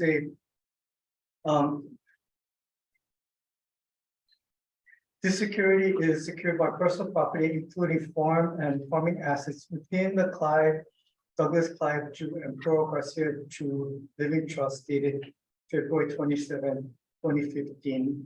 And a first position UCC blanket security financing statement will be taken on the farm assets, including accounts receivable, shadow paper, documents, instruments, money deposit, contract rights, goods, aquatic plants, and animal life now growing or to be grown, which will be hereafter, by stocking natural increases, substitution, replacement, or addition from after this date, disagreement in bonds, buys, interest financing statements in accounts, receivables, livestock,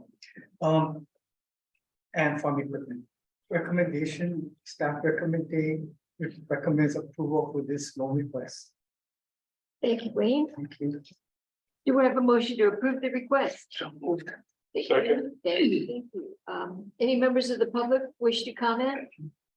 There are no hands raised at this time. Thank you, Stephen. Board members, any comments or questions? Hearing none, we'll move to the vote on matter number 3. So, Russell Suji.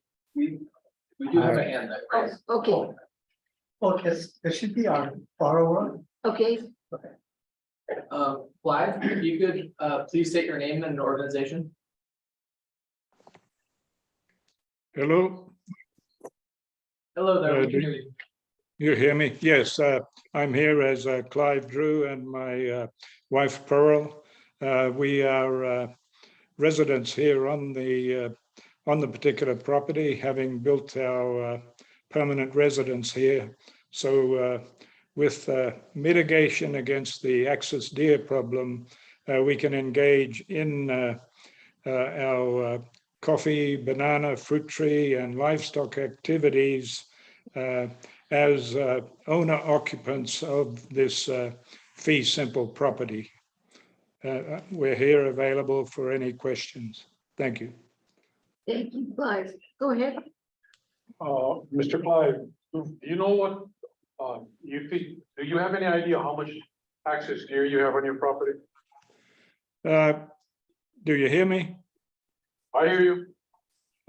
Yeah, up to 130 is the herd size, and that's continuous throughout the year, even during the drought period, because we represent a sort of a refuge because of the gulch areas with Panini and Kiavi, which also annoys our truck farmer neighbors because they will migrate up onto their vegetables in the evening hours. And then, of course, we hear all the shooting and everything and the danger associated with that. So we also want to be responsible neighbors in addition to engaging in agriculture. Thank you. Thank you. Any further comments or questions from the board? Yes, Hey, Vince. thank you, Chair. Clive, thank you so much, sir, for testifying today. Do you know what the total cost of the loan is going to be to you?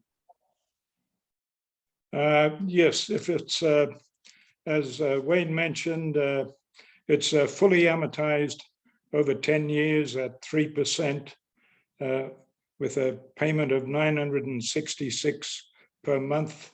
So that would work out at $115,920 over the 10-year period to be fully paid. Okay. And well, thank you, sir. Okay, that's all. Thank you, Vince. Thank you, Clive. Any further comments from the board? Questions? Thank you very much. We'll move to the vote on this measure. Back to Russell Suji. Aye. You, Mary Alice Evans. Aye. Dan Lay. Aye. Vincent Mina. Aye. You, Randy Cabral. Aye. James Gomes. Aye. Chair votes aye. The measure is approved. Thank you. Thank you, Wayne. Thank you, Clyde. Thank you. Thank you, Wayne. Very much. Thank you. Thank you. Thank you. Okay, the final committee we have is the Plant Industry Division. Moving on to the Plant Quarantine Branch. Item 1, please presenting.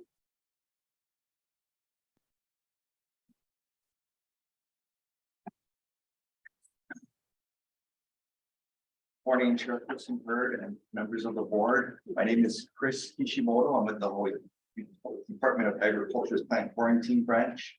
And I'm here today to present a request. Number 1, allow the import and possession of lab-reared strains of the parasitoid wasp, Phimacicus coffea, an insect on the list of restricted animals Part A by permit for field release to control the coffee berry borer by the United States Department of Agriculture's Agriculture Research Service and the University of Hawaii at Manoa.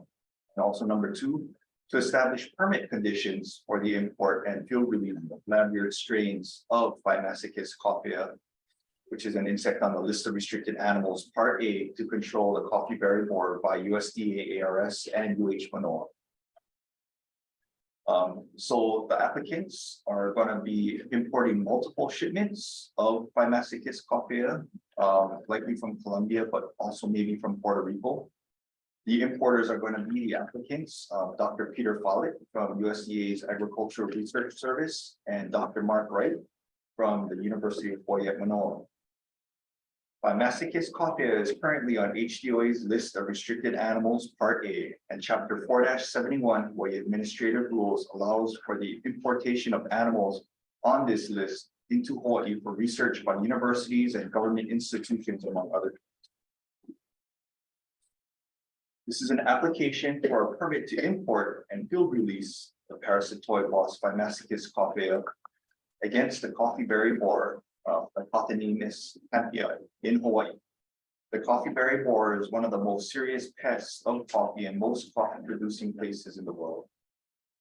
The current crop losses of coffee due to coffee berry borer infestation in Hawaii is estimated to be upwards of $7.5 million annually. And if left uncontrolled, coffee berry borer can infest over 90% of coffee berries.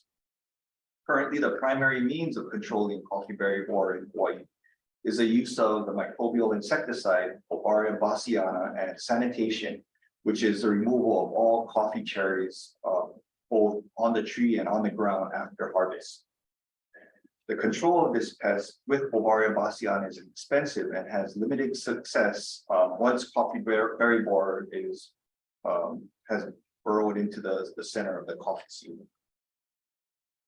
So for their safeguarding practices, the parasitoid will be imported as larvae or pupae, which are infesting coffee berry borer adults. The parchment coffee that will be used to rear the coffee berry borers in Colombia and Puerto Rico will be first put into a fungicide for 12 to 15 hours to kill any potential fungal pathogens. Adult coffee berry borers will also be disinfected with a 3% solution of benzalkonium chloride, which acts as a disinfectant, surfactant, bactericide, and inhibitor of viral activity. To help separate out the parasitized coffee berry borer, the beetles will be exposed to an artificial light source for approximately 15 hours at a temperature of between 82 and 83 degrees Fahrenheit at a relative humidity of 75 to 80%.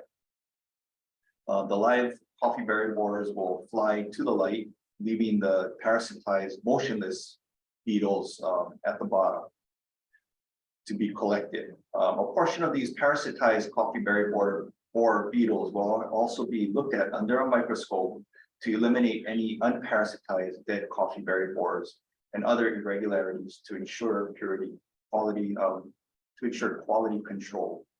No coffee plants or plant material is expected to be shipped to Hawaii. Once in Hawaii, the shipments will be sent to a quarantine facility either on the Big Island or here on Oahu, initially for positive identification of Phimacicus coffea and to determine colony purity. Colonies will be maintained by the applicants for a minimum of 2 generations before field release. And any unused material, including packing material and host material, including dead insects, would be autoclaved at the quarantine facility. For its potential effect on the environment and health and human health, previous research, as well as research conducted by the applicants, shows that Phimacicus coffea is very specific and to attacking coffee berry borer. In Hawaii, the applicants experimented with a total of 43 different beetle species. They exposed Phimacicus coffea to these 43 different beetle species, and what they found was Phimacicus was only able to parasitize coffee berry borer and 4 other introduced species in the same genus. Parasitism and parasitoid emergence also decreased with decreasing relatedness of the hypothenemous species tested to coffee berry borer. This request was submitted to the Advisory Subcommittee on Entomology for its review and recommendations. The Advisory Subcommittee recommendations and comments are as follows. So we asked them 3 questions basically. Question number 1 for their recommendation of approval or disapproval to allow the import of lab-reared strains of Phimacicus for field release to control coffee berry borer. 3 out of the 4 subcommittee members recommended approval. For question number 2, on whether to recommend approval or disapproval to establish permit conditions for the import and field release of Phimacicus. Again, 3 out of the 4 subcommittee members recommended approval. And for question number 3, if lab-reared strains of Phimacicus were to be accidentally released, what would the probable impact be on the environment? Again, 3 out of the 4 subcommittee members said that there would be minimal to no significant impact. This request was then presented to the Advisory Committee on Plants and Animals at its committee meeting held on October 28, 2022. And at this meeting, the Committee on Plants and Animals unanimously recommended to approve this request 7-0. So for our staff recommendation for the plant quarantine branch, based on the favorable recommendations and comments for the Advisory Subcommittee on Entomology and the Advisory Committee's unanimous 7-0 recommendation to approve this request, the plant quarantine branch also recommends approval. Thank you. Thank you, Christopher. We also have Mark Wright, one of the co-PIs of this project, available to answer any questions as well. Thank you. And I think the other PI, Peter Follett, is attending via Zoom. Yes, he's there. All right, board, do I have a motion to approve the request? So moved. Thank you. And seconded. Anybody in the public sector wants to make comment, public testimony? There's a couple. So the first one is Louis Daniel. If you could please state your name and organization. Daniel? Louis? Hello, Hi. hi, can you hear me? Yes, sir. Identify yourself and your Yes, organization. Yes, good morning, Chair and members of the board. My name is Lou Daniele. I am the General Manager of Ka'u Coffee Mill on the Big Island of Hawaii.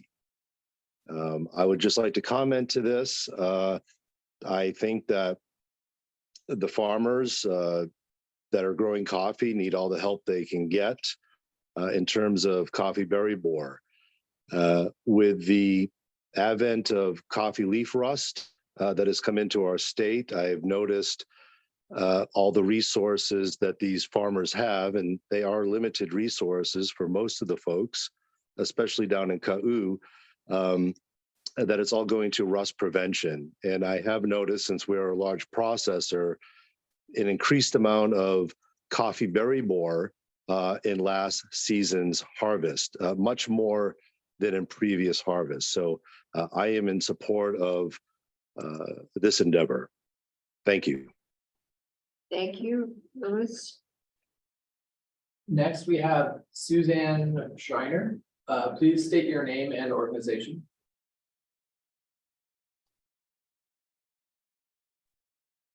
Aloha, Suzanne Schreiner with Synergistic Hawaii Ag Council, and I am here to stand on our testimony as submitted, but I would also like to add that universally the coffee industry is in favor of this release and would appreciate the issuance of permit conditions so we can see how this works in the field. Thank you very much. Here for questions if needed. Thank you, Suzanne. Any other public testimony? Nope. No. Board members, questions or comments? I have a question, Chris. I wasn't sure what the conclusion was regarding the EA, because it kind of danced around that, but I'm not sure what the final decision was. Yeah, so they got their EA with a finding of no significant impact.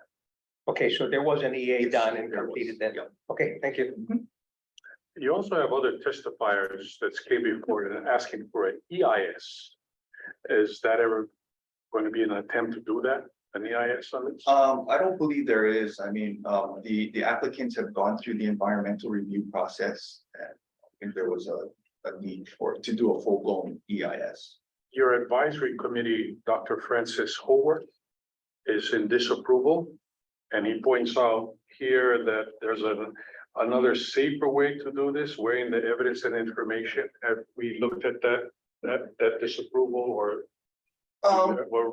rebuttal to his disapproval of this undertaking? I think that's something that the applicants can probably speak to better than us. Okay. Dr. Wright? Yeah.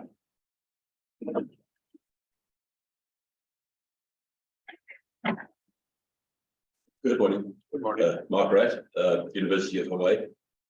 I believe the question is referring to Frank Haworth's concern about using, for example, repellents. Right. Yeah, we're actually continuing ourselves to look at repellents as a component of an integrated pest management system.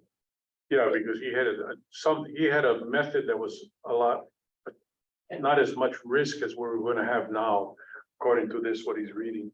Weighing the evidence from both the information given the proposal on the literature, this project is not worth the cost and risk. Another aspect not mentioned is the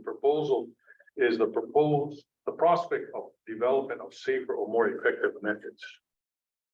If I may, I'd like to suggest that the proposed action has very, very low risk, by the way, based on all the data we have.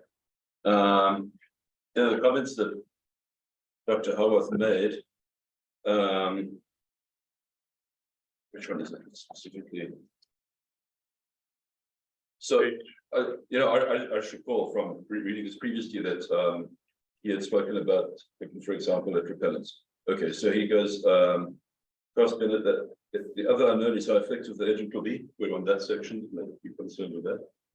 Cool. Yeah, effective method control. For example, see Vega ETAL 2017, which reported research conducted in Hawaii. Sure. I'm just asking. No, I mean, we're conducting very similar research using a repellent, it's a pheromone, it's deaggregation pheromone that we can place in the field, and it reduces the infestation maybe by 50%. And sure, that's part of an integrated program. It wouldn't replace biological control. Biocontrol is likely to bring down the infestations dramatically. All right. Appreciate that. Thanks. Thank you. Jimmy, any other comments or questions from the board? Will this cover unmanaged fields too? Because you have managed fields, the coffee growers, but there's coffee growers, because fields is unmanaged. Sure. Yeah. So as soon as the parasitoid is established in the environment, it pretty much can go where it wants to go. Have you So any it would- idea how long this would take as far as we get coverage to help out these farmers on this? Oh, it's speculative, but that would be at the very best months, but it'll take a while before this thing gets to distribute itself. Reason why I'm saying that is a perfect example is a fireweed. We did the control, the biocontrol. And Darcy knows. We have at our ranch in Maui, Ulupalakua Ranch, it's like a buffet line for the fireweed. And the moths, the biocontrol cannot keep up with that. And as soon as we get into a drought, it dies off. As soon as the drought is over and we have these luscious rains and everything, first thing comes back is a fireweed. But there's no way we can control it with that biocontrol. We try to control it the best we can with sheep or goats. So I'm just thinking, No, I understand. what about this war? Are you gonna have the same thing? Unpredictability surrounding anything you do, right? Right. No, this parasitoid is highly adapted to coffee berry borer. It's its only host in reasonably comparable climatic conditions in Kenya and South and Central East Africa. So our predictions are that it will establish effectively. So in Africa, the climate is about the same in Hawaii? Well, within the bounds of reason. Okay. I'm just throwing out there. I don't know. Squat, but I want to know. Thank you, Jerry. We had another hand up. Vincent. Thanks, Chair. Yeah, there was a really good paper I found back in 2008. It was published in 2008 on this. And they said that, the parasitoids are effective, but marginally. And to Jimmy's point, environmental conditions and such. I just want to, and so I'm speaking in favor of this motion. It's not that I'm against it, but biologically, one of the biggest issues we have, and I'll cite this book here, if I can get it. Oh boy. Healthy Crops by Francis Chiboso. He did a 50-year thesis, and in his thesis, he has heavy applications of soluble nitrogen fertilizers increase the cellular amounts of nitrate, ammonia, and amino acids faster than can be used for the synthesis of protein. Well, in his thesis, basically, he was speaking about if you have, if you're using amino acids, if you flood the plant with soluble amino acids, it inhibits protein synthesis. Well, it comes to find that bugs have only evolved to eat incomplete protein. So if a plant's expressing itself as a complete protein, then you're going to have less challenges as far as bugs, because they're not evolved to eat a complete protein. So I would like to see this investigated as far as biological control in our agricultural systems. So this way the pressure of these things aren't taking down farms, and then farms have to use, nasty chemicals to be able to mitigate. And then that's a whole. So again, what we get back to the point is that, farmers are having to overproduce in order to be competitive in the agricultural market. And so they have to go back into their lands faster than they normally would go back into their lands if they are in fact, mirroring or emulating Earth's architecture and growing the food. So this way the Earth cooperates with them in a way that they are not pressured by all of these invasives. So thank you. Thank you, Vincent. Thanks. If I may, either maybe Wright or Dr. Follett could address what is so assuming, you have the permits in place and you're starting to import, the parasitoid, what's the plan for distribution? Is it going to be targeted communities of production? Do you have multiple year funding? What's the plan for getting it out into the field. And monitoring, I'm assuming maybe monitoring this UH's responsibilities. Right, I'll go ahead. The plan is to bring it into quarantine for Okay. at least 2 generations to Yeah, right. confirm the release, Okay, and then yeah, it can be yeah. released into the environment. But once it's out, where is it going? Okay, Is it so, going yeah, to so- specific so- islands or? Big Island, probably Ko'u area. Okay. It's conveniently located relative to the quarantine facility. Okay. So that will probably be the first releases, and then potentially in Kona area. We would certainly monitor everything we actually have funding to support a PhD student who'll be doing the monitoring Okay. of the releases up there. And, tracking its dispersal and so on and establishment. Once established, we're allowed to bring it into other colonies and then further distribute it statewide. So we could eventually bring it to Maui and Oahu and Kauai. So is this planned for multiple years or multiple generations of these, so that we can, get the populations established not only in, selected areas, but across the state, assuming everything is going well? Yeah, right now we have year-to-year funding. from, Okay, APHIS. okay, But yes, indeed, I mean, as far as we possibly can, okay. Thank you. we're really interested in monitoring what happens after release. That's one of the big benefits of being able to Yeah. do long-term stuff. Thank you, appreciate it. I have a question. What is the generation? Is it 43 days? Is that life cycle? Is that a generation? Oh, it varies depending on temperature. So the adult only lives a brief amount of time, lays eggs, and then the larval stage can take anything from 30 to, I think, about 43 days, depending on temperature conditions. So we're talking about 2 generations before this will be. Before it can be taken out into the environment, yes. So, yeah, a couple of months. Well then, yeah. Fair enough to stop there. Okay, thank you. Any further comments from the board? No? Okay, then we are ready to move to a vote on the measure. Starting with Russell Suji. Aye. Aye, thank you. Mary Alice Evans. Aye. Diane Lay. Aye. Vincent Mina. Aye. Thank you. Randy Cabral. Aye. James Gomes. Aye. Chair votes aye. The measure is approved. Thank you.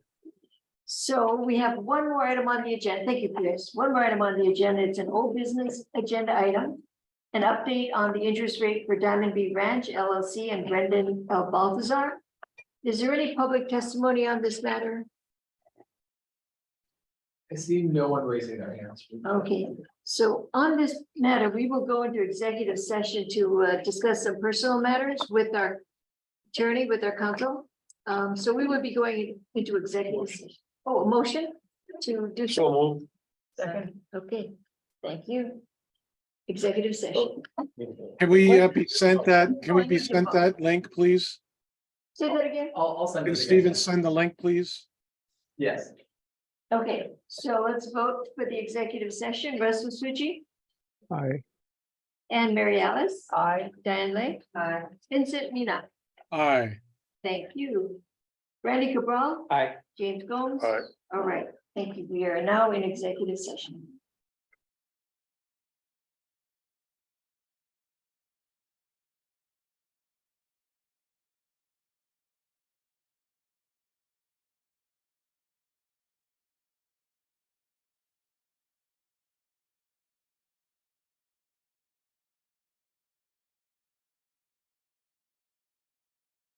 Do we need to move to another link?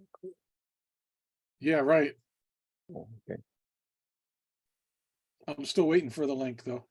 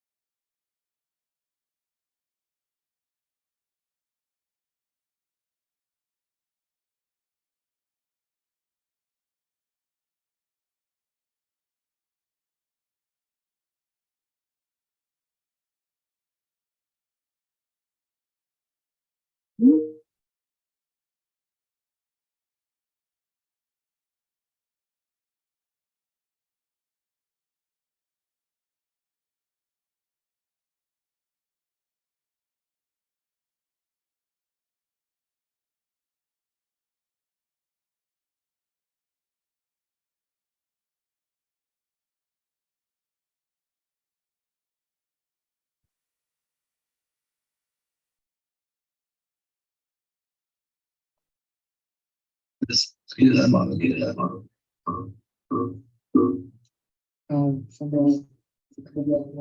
hear an echo. I'm here.